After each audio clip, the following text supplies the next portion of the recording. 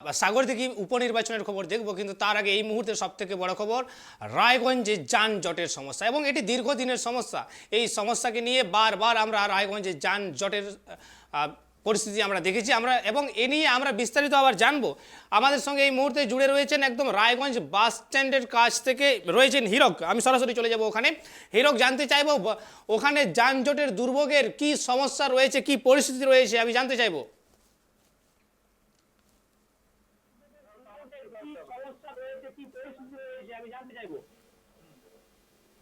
যানজট এই এখন বাজে একদম জাস্ট কাটায় কাটায় সোয়া একটা, সেই সোয়া একটার দৃশ্য আমরা তুলে ধরছি যে প্রশাসন কিন্তু ঘাম ঝরিয়ে ফেলছে, কিন্তু এই যানজট কিন্তু কিছুতেই সরাতে পারছে না। পাশাপাশি যেটা আমাদের আসল আরেকটা সমস্যা, পৌরসভা, রায়গঞ্জ পৌরসভা গত ফেব্রুয়ারি মাসের 10 তারিখ পর্যন্ত ব্যারিয়াল ফুটপাত মুক্ত করার যে দাবি তুলেছিল, সেই দাবি কিন্তু তারা রাখতে পারেনি। তারা শুধু মাইকিংই করেছে, কিন্তু কোন রকম হেলদোল নেই।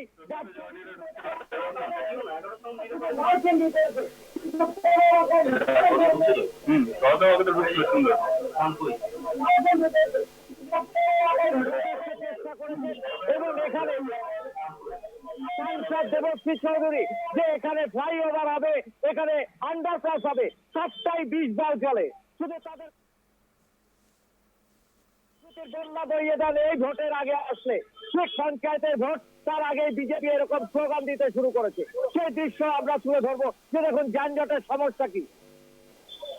আমি ক্যামেরাম্যানকে বলবো যে এটা যানজটের সমস্যাটা তুলে ধরার জন্য।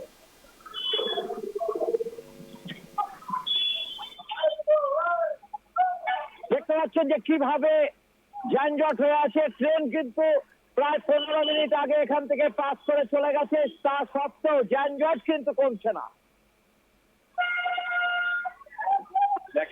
আমরা সেই দৃশ্য আপনাদের সামনে তুলে ধরছি। দেখুন প্রশাসন, এখানে সিভিক ভলেন্টিয়ার এবং যারা ঊর্ধ্বতন আধিকারিক আছে তারা কিন্তু হিমশিম খেয়ে যাচ্ছে, কিন্তু এখানে যানজট কমছে না।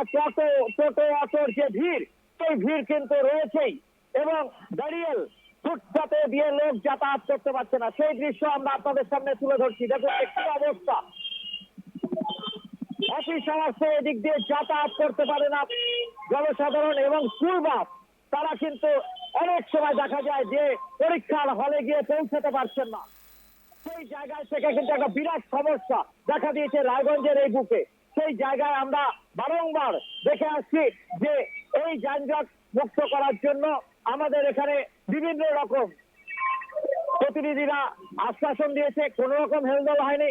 গত কয়েকদিন আগে, গত মাসে আমরা দেখেছি যে বিধায়ক কৃষ্ণ কল্যাণী তিনি মিটিং এ বসছিলেন। টোটো অটো সমস্যা যেটা বলছিল যে এটা কালার করে দেওয়া হবে, কিন্তু সামনে পঞ্চায়েত ভোট, সেই ভোটকে সামনে রেখে গ্রামের লোকেরা বিক্ষিপ্ত ভাবে আমাদের আন্দোলন দেখিয়েছিল যে তারা কিছুতেই এই মানবে না যে শহরে তাদের সমস্ত কিছু হসপিটাল থেকে আরম্ভ করে ট্রান্সপোর্টেশন থেকে আরম্ভ করে সমস্ত কিছু শহরে বড় বড় বাজার, শপিং মল, তারা গ্রামের লোককে শহরে নিয়ে আসে, তারা কিন্তু এটা মানতে চাইছে না। সেই জায়গায় রায়গঞ্জ পৌরসভা প্রশাসন সম্পূর্ণ উদাসীন, এবং বিজেপি যেটা হাওয়া চালাচ্ছে যে এখানে ফ্লাইওভার হবে, বাইপাস হবে, আদৌ 20 পাও চলে কিছু এখনো আমরা সেটা বুঝে উঠতে পারিনি।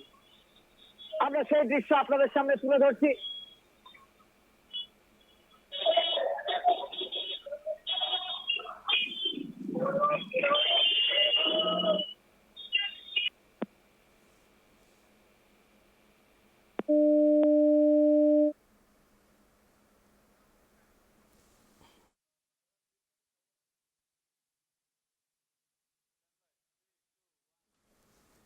ধন্যবাদ হীরক।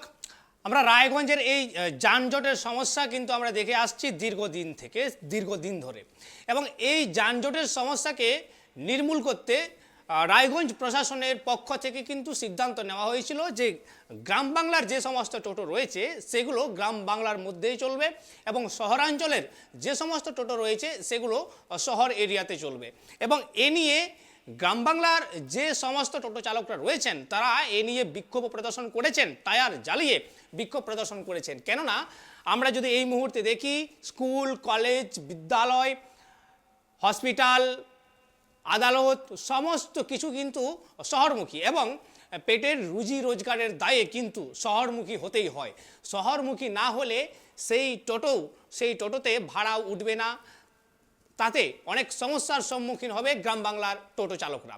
এবং সেই জন্যই কিন্তু প্রশাসনের এই সিদ্ধান্তের বিরুদ্ধে কিন্তু বিক্ষোভ প্রদর্শন করেছেন। এবং এই সমস্যা সমাধান হতে আর কতদিন সময় নেই, রায়গঞ্জ প্রশাসন সেদিকে অবশ্য সবার নজর রয়েছে এবং আমরা চাইব খুব শীঘ্রই যেন এই সমস্যার সমাধান হয়।